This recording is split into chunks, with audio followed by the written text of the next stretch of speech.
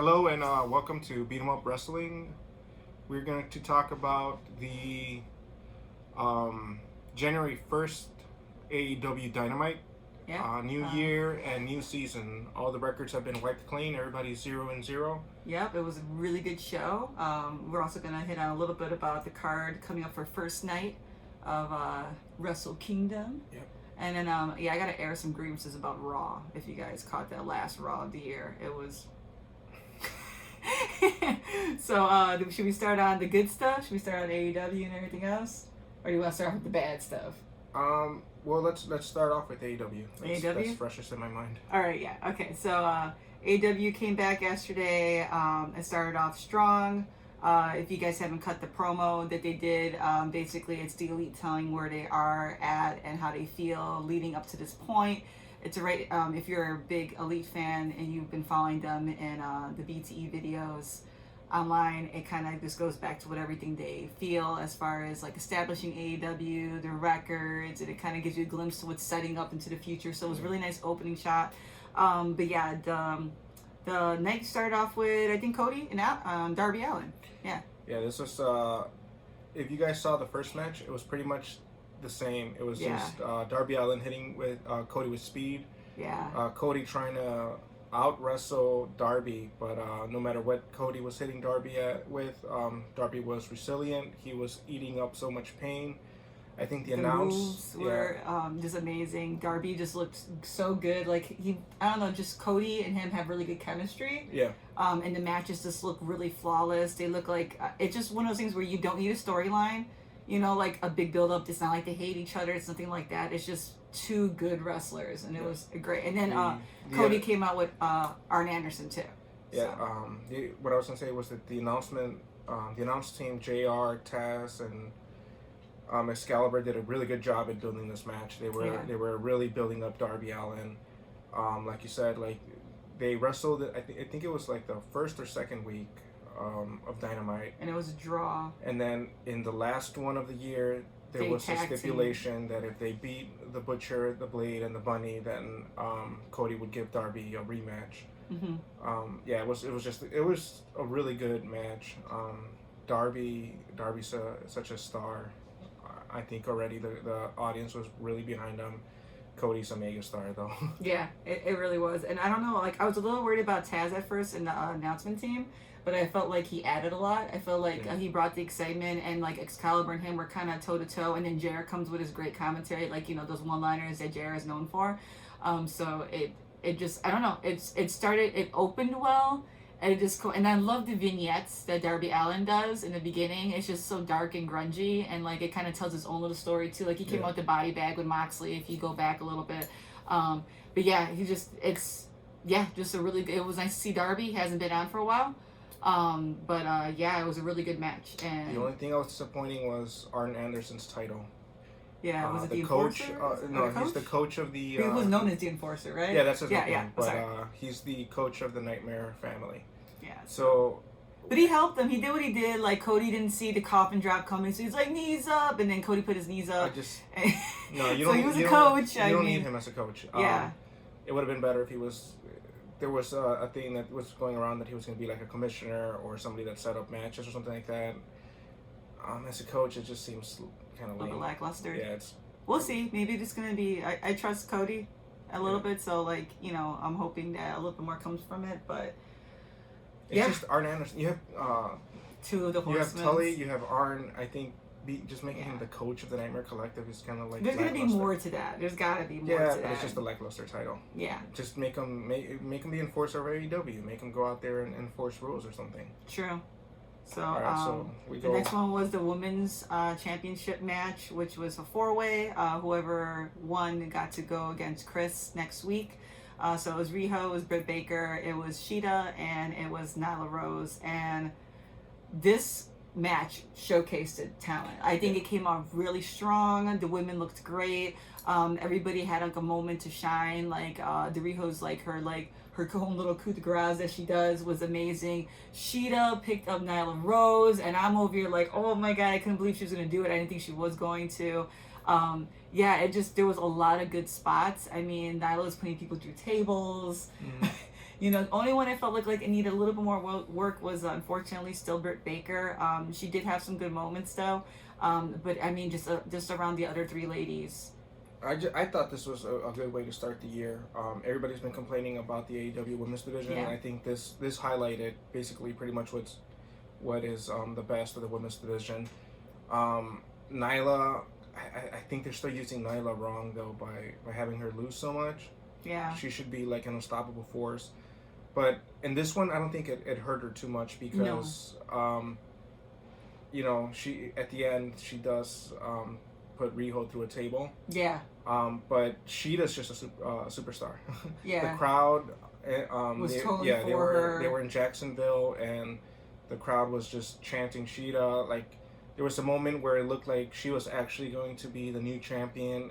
Everybody was on their feet. Everybody was clapping. And then Riho showcased why she's so big in Stardom. Yeah. She's a tiny little person, but she's quick. She's yeah. clean. She makes moves believable. She has the ragdoll, aspect, but then she comes back, and you at least expected her to do these things. But yeah, I just feel like she is another good star, up and rising star. Because when we saw them in Champaign, she went against Chris, and you could tell the crowd was a little divided. Like everybody already kind of has invested in Chris, but it's like Sheeta come out, and everybody's like, I really like Sheeta still. So it was like a really mixed crowd between the two. But that's good though. You want that. You want people to be hard for you to choose. For Britt Baker, she's amazing in promos. She does cut a promo after this. Mm-hmm. She carries herself as a star. Yeah. She has that star personality. She is a little green in the ring, but like I've said before, it depends on who she's fighting.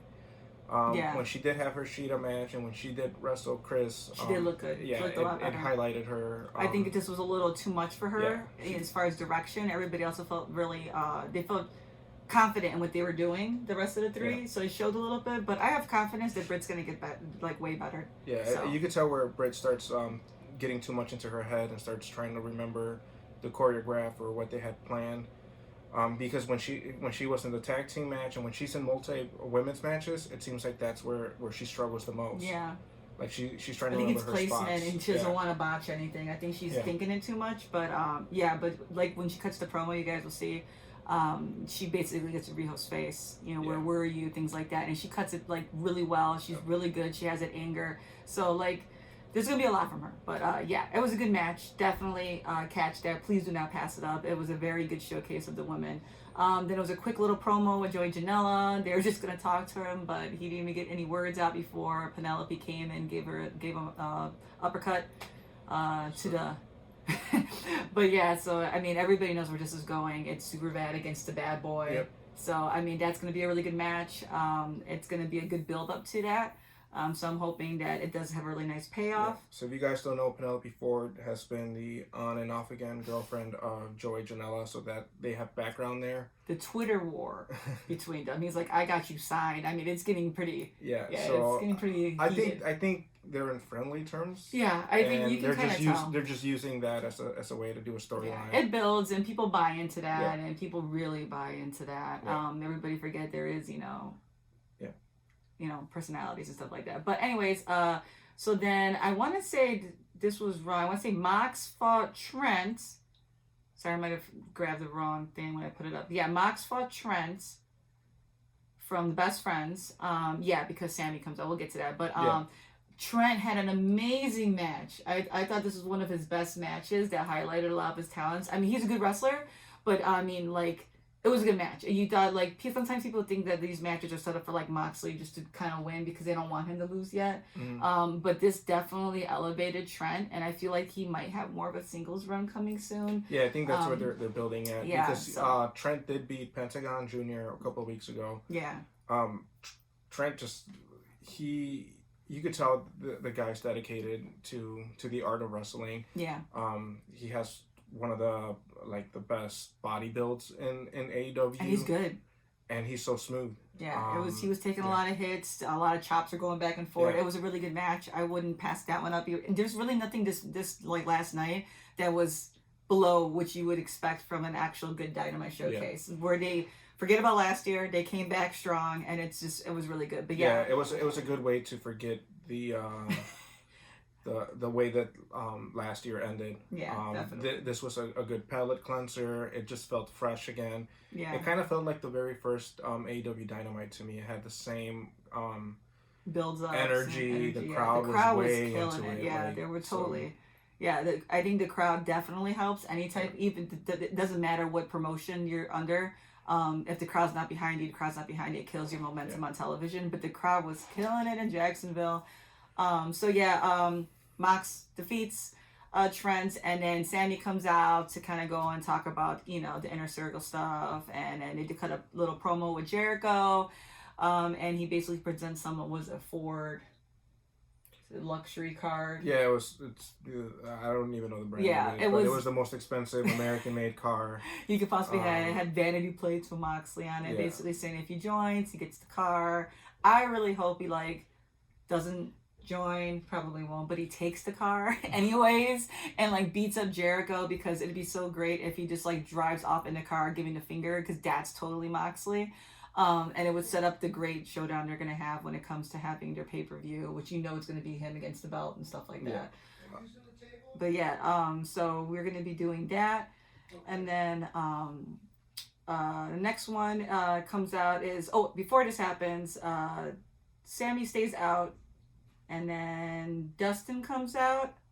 But I think, is Jake already out, or he comes out after? No, he comes out afterwards. So this is the Dustin Sammy feud that's been kind of boiling over a little bit on Twitter. Good match. I just love Dustin. Dustin's awesome. Yeah. Sammy gets a huge wedgie by Dustin. Yeah, what? Sammy, bigger shorts, dude. Yeah. Bigger shorts. You need bigger shorts. That boy's always, it's never staying in place. But Dustin, he's like wine, man. He just gets better with age. Yeah. He's fast. The speed was good. The match looked good. A lot of people were having a little bit of problems with the Sammy match. I've seen people complain about it, saying that Sammy looked a little off. I don't know if that was just what they were playing off of, that he was veteran versus newcomer. I don't know. I didn't find anything wrong with the match. But of course Jake was out there, so we all know how that was gonna end. Yeah. Sammy took the win over Dustin. It was. They're still building on the Jake Hager Dustin feud. I don't know if it's Jake Hager Dustin or if it's Jake Hager Luchasaurus. He's always go with tall guys. He got a problem with everybody. Yeah, well, I mean, he hates the other big guys.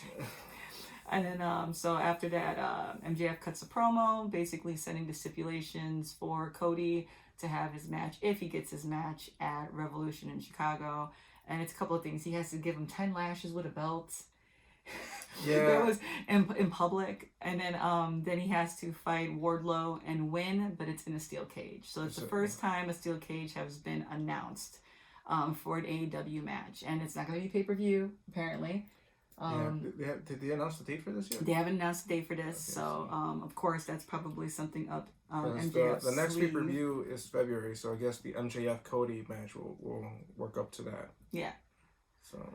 And that brings us to the last match of the night, which is the Elite, Kenny Omega and the Bucks versus Lucha Bros and Pac. Of course, this is setting up Kenny and Pac's match. Lucha Bros and the Bucks. We've seen it. You guys know it's good. They're good. Some people were complaining a little bit about this one too. I saw. People are going to be complaining. Yeah, they said the Bucks looked a little slow compared to Pentagon. But if you looked at the time this is happening, they were a little under time too. At the they end, still had 20 minutes. I thought it was a little under 20. Okay. I thought it was a little, because I don't even think they announced there was a 20-minute time limit. I don't know. I think people's will complain if it's too much of a spot fest. And then complain if they're trying to do more of a traditional tag team match. Yeah. And I think at this one they were trying to stick with the rules of tag team match. Yeah, they really were. I think this is why people were complaining about it. Yeah, because Pac went to the corner. They were really holding on to. I don't know if you guys went back to see that when Jericho kind of made a comment, and when social media went online, that he was saying that the tag team need to be more vigilant as far as the rules are concerned. Yeah. So if there's a point where if you go back, you actually see Pac run, grabs the side, and he's waiting for the tag. So that was actually a big thing if you kind of know the back on that. But the match was great. I mean, Kenny had good shots. Pac and him, they're ready to go at it. The match was really good, but I think this was just a great way to start it off, and it highlighted all of them. Yeah. I mean, Pac, he's so amazing. Yeah. underutilized. I'm so glad AEW picked him up. He was always a star, but yeah. Kenny and Pac, when they finally do wrestle again, it's going to be amazing. Yeah. The Lucha Brothers and Young Bucks, they're going to give you a classic no matter where Spot they're at. Yeah. Fest but just what wrestling is. I mean, entertainment. Ray Phoenix. I think Ray Phoenix is the best wrestler right now. If you guys have not seen that Kenny Omega match with Ray Phoenix, you need to find that match when Kenny got the belt. In AAA. Yeah, in AAA. It was one of the, I didn't know, I knew Ray Phoenix was good. I didn't know that good. Like I was telling him when we saw it, I was like, holy, Like I said, I think Ray Phoenix is the best luchador right now in the world. Yeah. And there are a lot of good luchadors out there. Yeah, there's a lot. But the match ends with Phoenix taking the loss to Omega's One Wing Angel. So that's how that ended. They had a little throw at Hangman Page, who was at commentary. He was drinking again, and they're telling him to come up because Cody had come up, and there was kind of like the Elite was kind of like celebrating, and he was like, "No, I didn't do nothing. You guys did your thing," and so we still see that little bridge between them, and it's gonna, just like in AEW faction, what the guys are good at is slowly telling a story. Yeah, they touched on Hangman earlier on in the show too, where he's at a bar, he's drinking, and then the private party kind of are worried about him, so they kind of like try to stop him from drinking too much, and Hangman gets mad. They get in their faces, which sets up for next week, Kenny and Pac versus Private Party. Yeah, and I even had to, like, above his name, it was, like, probably drunk, Adam Page or something like that. You guys got to keep an eye on those little Easter eggs that they leave out there for us. They're a little bit for us, too. So, above their names.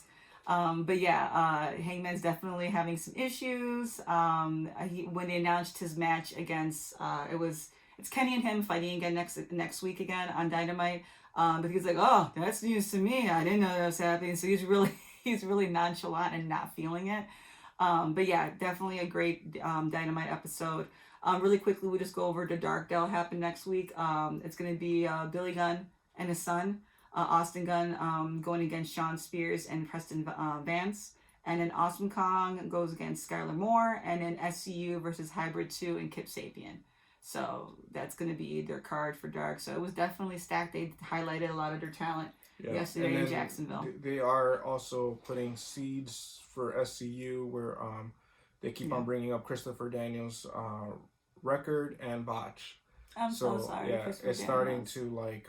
It feels like right now they're fine, but it seems like they're starting to put the seed where Kazarian and Scorpio Sky are champions. They're on top of the world while Christopher Daniels is trying to find his footing in AEW. Yeah, which is so sad. We were there when it happened. It was so bad. I'm so sorry, CD. I love you. So that was Dynamite. Definitely go watch it if you haven't. It was good. It was exciting. It was probably, like you said, probably take you back to the first week of Dynamite when they aired. It was really hyped. So let's talk a little bit about Wrestle Kingdoms. We'll just do the first night Wrestle Kingdom, so hopefully we'll be back maybe after SmackDown tomorrow, and we'll talk about the second night. We'll just do a recap. Or maybe after Wrestle Kingdom. Yeah. So, the first night it's a lot. So we have Okada versus Ibushi. What do you think? I really want Ibushi to win. I think Ibushi wins. I don't know, but I wouldn't be surprised if Okada wins. Yeah, because that's like their golden egg or something. He's the Rainmaker. He's one of the best wrestlers in the world. Ibushi represents, I think, the future for New Japan, since they're trying to find another star now that the Young Bucks and Kenny left. Everybody's gone. So that's why I'm kind of like, he's been there for so long already, and I feel like he deserves a little bit of a payout. Most of the people are predicting an Ibushi win, but like I said, I wouldn't be surprised. If people are predicting it, it might not happen. Then we got Jay White versus Naito. So who do you think wins that one? I want to say Jay White, but I feel, when was the last time Naito had a belt? Just last year. Just last year, right? Well, I mean, like the beginning of the year, right? Yeah. Then he came out of Wrestle Kingdom with a belt, I thought, maybe. Not so sure. But I just think it's too, like, Jay White can't lose this belt too. No, yeah, I'm going to say Jay White retains, but once again, I don't know, like, Everybody really likes Naito, but he doesn't need a belt to be Naito. Jay White needs the belt more than Naito. Like, Naito could definitely just put on a good match because he's Naito, you know? And he's amazing. I mean, I like his slow get up of taking everything off, you know? Yeah. Just he's stupid. Then we have, that was the Intercontinental Championship, and then Okada was the heavyweight. I'm sorry about that. And the Junior Heavyweight Championship is Will Ospreay versus Takahashi. So you're really excited about this one? Yeah. I think Takahashi gets the belt. I think they're gonna build him up. Yeah, Takahashi's last push ended with an injury. Yeah. So I think it's just. I think it's what the crowd wants. I think they know that's what the crowd wants. Yeah. And then you can start building up Will Ospreay to go for the Intercontinental, which he totally deserves. Because honestly. Yeah. We all know who should have been the Wrestler of the Year. It probably should have been him. Yeah, Will Ospreay's the Wrestler of the Year. I mean, he's pretty amazing. If, not to say Kenny's not performing at the level he was, but he's not right now in AEW. If he was still doing New Japan pro wrestling, which we will see that eventually, then he would have definitely been higher up there. But I mean, like, Will's he's amazing. For me, the Wrestler of the Year should have been between either Jericho or Will Ospreay. Yeah, Jericho just because he's the master of reinvention. Like, you can't even deny how relevant he stays at his age and what he can do as far as selling points. Like, his stupid bubbly. Like, come on, really? Like, that was an instant sell. It crashed the site. But anyways. This match, I think, is going to be the match of the night. Takahashi, yeah. It's going to be heartfelt. It's going to be a little bit moving. I think you're going to see him probably tear up and everything like that. So, but yeah, it's going to be this is it's a stacked show that they have. This is Wrestle Kingdom. It's like their WrestleMania if you're not familiar with that. And then we have the United States Championship. It's Lance Archer versus Jon Moxley and a Texas Death Match. I don't think Mox is going to win this. But I would be surprised a lot. The Japanese crowd loves Moxley. I predict Jon Moxley wins. Because when he came back, which is like everybody knew he was going to go back because he still has this working partnership. The crowd was like, and the thing is, I don't know if you guys are familiar. Hopefully, you guys are. The crowd is not as like loud and as excited as American crowds. But when he comes out, it's a whole different story. They're excited. They're like cheering. It's a different type of atmosphere when he comes out. He's a star out there, and I wouldn't be surprised if they give him the belt. But maybe because AEW and New Japan still don't have the best kind of working relationships, he won't. This might be his last match. We don't know how the contract or how it's been extended to him. But Jon Moxley winning this would be good for New Japan, especially since New Japan is trying to come back to the United States. So, and I really hope they work it out, them and AEW, because God, there would be a force to be reckoned with, the two of them together. So hopefully, with Jericho being there, and Moxley, maybe things can just kind of hash this thing, itself out. But anyways, next one. That was the United States Championship, if I didn't mention that. And next one is tag team. Yeah. Guerrillas of Destiny. I love them. But then I also love Dave Finlay and Juice Robinson. I love Juice. Can't get enough. I mean, he was so underutilized for so long in the Fire Company. Yeah, NXT. And NXT. And he's just so good. Like, the matches between him and Cody, if you have to go back and watch those, they're such good matches. Yeah, he was a great United States champion. Yeah, U.S. champion. IWGP. But the Guerrillas of Destiny. Just the swagger. Tama Tonga. This is also, I'm leaning towards Guerrillas of Destiny because, of their caliber and But people in Japan love Juice. They love Juice, man. You're gonna see if you once again if you haven't seen this, check it out. It's like $10, right, a month to get it. Yeah, so definitely pick it up now. But yeah, Juice is huge out there, and he cut his hair. He still had the long hair, but now his hair's cut. So yeah, it's stupid. David Finlay, son of Finlay, he's also really good. Yeah, he really is good. So definitely, it's gonna be a good one. And then we have Chaos versus Bullet Club. I think because they have I don't know. I think it's Goto, Ishii, Yano. Yeah. And Yoshihashi versus Kenta. Bad Luck Fale. Takahashi and Chainsaw wins. I think Chaos wins this. Yeah, I think Chaos wins it too. That was my. I mean, because they had Goto in it. And I'm pretty sure Bad Luck Fale is gonna do something. Oh, definitely some heel stuff. Like that's just what he does, So, so then we have. It's cool if you guys haven't seen Kenta in New Japan. He was also in NXT. And now he's back to being a star out there. So this will be a good way to introduce yourself to him if you haven't been following him, and if you have, then you already know, and just enjoy the match. Yeah, it's like I said, like we mentioned, stacked. Like there's not going to be a low point in any of this first night. So that's the difference between like things like WrestleMania and stuff like that. They really showcase their talents, and these athletes in Japan, like they really showcase everything. Last one is I suck at saying this. Los Ingobernables de Japón. You sound so much better when you say it. With Sonata, the Evil, Shingo and Bushi versus Suzuki Gun, Zack Sabre Jr. Zack Sabre Jr., Minoru Suzuki, Taichi, and El Desperado.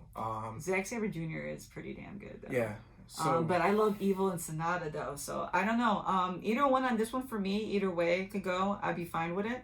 Yeah. Because I love Suzuki too. I mean, Minoru Suzuki doesn't lose, so. He really does. Don't stare at him in the face either. Yeah. So maybe Suzuki Gun wins this, or Los Ingobernables steal it with a surprise roll up. I don't know. I hate you. And then Jushin Thunder Liger is retiring. Yeah, so we all know how this is probably going to end. Versus Fujinami, the Great Suzuki, Tiger Mask, and then versus what is it?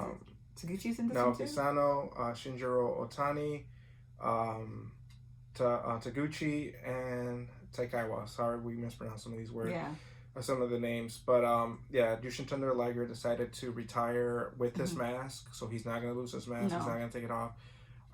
Jushin Thunder Liger, if you guys have been following him, he was in WCW for a while.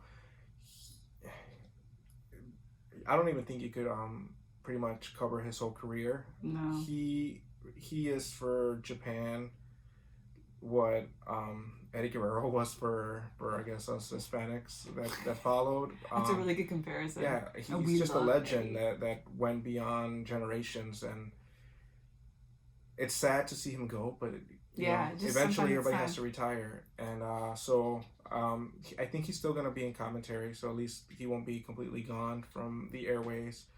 But he's just a living legend. All right, so really quick second night. We don't want to go too long with this. The first match would be the winner of the Ibushi Okada match will face whoever wins against Jack White and Naito, so we won't know. The second match is going to be Tanahashi, the Ace, versus Chris Jericho. Is he coming in the Paymaker? Probably, right? Probably. So, definitely. There's a bunch of speculations that if Tanahashi wins... If Tanahashi beats Jericho, he gets to challenge him Jericho for the AEW championship. Which would be great, and I hope Tanahashi wins. Yeah, and then if Jericho retains, then Jericho... Yeah, so... and then the loser of the Okada-Ibushi match versus the loser of the Jack White and Naito matches after that. So these are always things that happen afterwards. Yeah. The Never Open Championship is going to be Kenta versus Goto. What do you think? So, since I predicted that Chaos was going to win the night before, I think Kenta retains. Kenta retains? Okay. And then the United States Championship, the winner of the Moxley match with Archer is going to go against Juice Robinson. So that's already setting up for... I don't know how I feel about that. I mean, whoever comes out of that match already has a bigger match on their plate because they had to like either defend or they had to fight to get the title. And Juice is having a tag team match, which always feels a little bit more easier. Which could be why Moxley beats Archer the night before, and then just have Juice Robinson. And just have Juice, and because like once we said and then it won't hurt Moxley because Moxley just came out of a death match. Match, and it would make sense. And like we said, Juice was a great U.S. champion out there, and it wouldn't surprise me if he actually got it back. Yep. The British Heavyweight Champion against Zack Sabre Jr. is going to defend against Sonata. This is gonna be a good one. I don't know. It's crazy how Zack Sabre Jr. is the British heavyweight when he's. I mean, he's an amazing wrestler. Like he's okay. If you don't know how he looks, he's very lanky. Look him up on Google. Look him Google. You got if you guys are watching this, you're on a device that can do that. He is the insane. Master of submissions. So. Yeah. He's quick. Like when you think you got him a certain way, and Sonata's just a good wrestler too. So like this can go either way. Will be really good. So I think Sabre retains. And then the junior heavyweight tag team championship is Ishimura and Tazumo, versus Roppongi 3K. Yeah. So I think Roppongi 3K gets the championship here. And then the last match that Jushin Thunder Liger again with Naoki Sano versus Takahashi and Ryu Lee. Yeah. So and maybe Thunder Liger. Maybe he doesn't win the first one and then wins the second one. It's kind of end of the night. Or he retires on his back, like how most people take it. He maybe takes the pin. Takes the L on the second night. So, but if you guys don't know about New Japan, please sign up for them. Support them. They have a lot of amazing talent out there. The storylines they put in the ring are just amazing. If you're unsure if this is a thing for you, go back and watch The Elite in New Japan Pro Wrestling and introduce yourself that way. That's how he introduced me into it. Basically, it was Cody was my gateway into all this stuff. I loved Cody in WWE. Then he went to ROH. And I just kind of all snowballed. That's how I met The Elite, and that's how I met everybody else. So if you're one of those people that unsubscribed from the WWE Network because of the Saudi Arabia show, those $10 that you were using for WWE, you could use them for New Japan Pro Wrestling, and you will get amazing wrestling every week. Like you said, you can go back and watch things. And there was just some amazing matches that Kenny had. The Kenny Ibushi match was really, really good. Just go back. It's worth it. They have a whole library there. Yeah, definitely. And then you can see some Nakamura. Some AJ Styles, if you guys didn't know. So I had to go back and watch all those things. Some Finn Balor matches when Bullet Club was first formed. Not the OC. I guess we can go talk about WWE now if you want to roll into that. Yeah, if you want to quickly touch it. Just really quick. I don't know what was going on with the writing of the last show of Raw, but I mean from the beginning with just the OC and them losing all the time, and then it's just, why even make them the greatest tag team? Why even build up this supposed to be original crew, this original Bullet Club that they're trying to pass them off? Because it's kind of sad at this point. And it's hurting AJ. And it's hurting AJ Styles, and AJ Styles is a good damn heel. And it's not coming across like that. Because over here, like to Randy Orton looking like Finding Nemo and like Lilo and Stitch. Oh, I'm touching you. I'm not touching you. It's like, dude, he's AJ freaking Styles. Like, they don't even utilize him to his, he's getting older, but don't make him look stupid on television. He looks stupid. Yeah. And it like I said, AJ stock was great on SmackDown. When they first did the OC, I was super excited for it. Because I just felt that Anderson and Gallows needed a push. If Finn Balor wasn't going to be in it, I knew it was going to be trash. I was hoping Finn Balor was going to be in it, but it was going to be trash. I think we could put an end to what everybody was hoping when Paul Heyman took over, that Paul Heyman was going to fix this.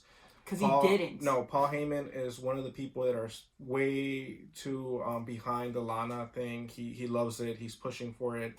So he's not the savior of Raw storyline. No, if you like the Lana, then yes, he's your savior. We're not trying to bash on the storyline, but like, come on, man. I'm bashing on the storyline. I mean, like, for the people who enjoyed it, like, good for you. That was your cup of tea. But honestly, using same-sex relationships, using a lesbian storyline as a shock factor. I mean, Joey Ryan said it the best on his tweet. It's like, seriously, how out of touch are you? Like, I mean, you made her look ridiculous, and especially when you have Sonya Deville there, that's been trying to. She represents that group of people. She represents that full, like, that's who she is. And instead of having her do a storyline, it's like, which would have made more sense. You don't. You force Liv. You don't force Liv, because I don't know what happened. But Liv's reinvention was so lackluster that it actually hurt me to watch her come out and not be in the Riot Squad and just be a third wheel to this love triangle that's going on. Which I'm just like, wow, that was your big reveal. Well, all these weeks of doing all this stuff. And you called it too. You called it as some horrible thing. And I really was looking forward to Liv being awesome. Why even bother having women's talent? People were hoping Liv was going to be Sister Abigail. There was a lot of support for her to come back. She's great. Her personality is awesome. A lot of people love her. But to bring her back, like, this feels like we're going back to the 90s. This feels like the Attitude Era. Not the good stuff from the Attitude Era, but how they treated women back then. We're back to using women as props in storylines. We're not using the talent that they have. The women's revolution in WWE feels like it just halted. It has come to a complete stop. And it's only circled around like four individuals. It's only. I love Charlotte. Love Becky, Sasha, and Bayley. Those are the ones that they keep pushing. NXT is the best women's division, so thankfully it has this cancer that's growing in the main roster right now hasn't reached NXT. And even though they're like, it's not a main roster, it is. Yeah. We all know that because you had, I guess somebody had said that Sarah Logan lost to Chelsea Green. So it's like, there goes Sarah Logan, who would have been an amazing, strong Viking woman to showcase her talents because she can wrestle. But she's over here getting squashed already. You know, we don't even see her anymore. You know, she's so in the main event now. When Ruby comes back, if she comes back, I mean, I don't even know what she's coming back to. You know, like Natalya should have won the match against Charlotte if you saw that. There was no reason why Charlotte had to win that match. Like, give Natty a push just for a little bit, even if it leads to nothing. Charlotte doesn't have to win everything. And Charlotte doesn't get hurt by losses right now. No, she doesn't. She's still amazing. Right you know, she could even be where her ego, she thinks she could win something, and she's like, oh God, maybe today was not a good day. You know, have a bad day. But I just think you have so many women in WWE that are. All these other promotions would kill for some of the women that they have in this roster that would like automatically make their division way stronger. And to keep doing this is just, I don't know. I mean, I guess there's people that love this because it is the most watched video for WWE on YouTube. Yeah. So there's an audience for it. So we don't want to bash on it because, you know, we don't want to bash on you. This is not a personal attack on you. No. This is just our view of it. It just feels like we're going backwards instead of we just had an all-women's pay-per-view a couple of years ago, Evolution, and now we're back to using them as props. So that's just our little cup of tea on this. But if you did like it, I mean, come on, just a little self-reflect. It's literally a soap opera. If you don't like Days of Our Lives or any of that crap that comes on during the day, it's literally that with a little bit of wrestling. Oh wait, I forgot. No wrestling happened. They had like 15 minutes. That could have been a match. Like, it really, I mean, are we watching wrestling? Like, no, if you like this and you think that you don't like Days of Our Life, give Days of Our Life a chance. Watch it. You'll probably enjoy that, and don't watch AEW because that's actually wrestling. Yeah. Like I can't support. Like I really love. There's wrestlers in WWE that I love. You know, I love Roman Reigns because of what he struggled with, what he had to do in his real life. You know, I've always will love Daniel Bryan. You know, there's just people you want to back. Finn Balor. You know, like the dead guy. He's not dead. Adam Cole. He's not dead. If you go back to a BT video, he's the dead guy. He's always the ghost. But there's people, but it's just so hard to want to give viewership. We should probably wrap this up. I know. Okay. Because we could go on forever. But we'll be back with our thoughts for New Japan Pro Wrestling's Wrestle Kingdom. We'll probably end up doing SmackDown, maybe. I don't know. We'll see. We'll see what they put up there. Yeah, but thanks, guys. Thanks for subscribing. Did you just drop something? Yeah. Thanks for subscribing. We also probably will do a giveaway pretty soon. Yeah. I think we're gonna do some reveals for pro of wrestling's crates, and we might give away a crate. So in order to find out if we do and when we do, which might be in the next month or two, you gotta follow, subscribe, share. Please leave comments. Let us know what you guys think. But thanks for coming by. And be nice. I know, right?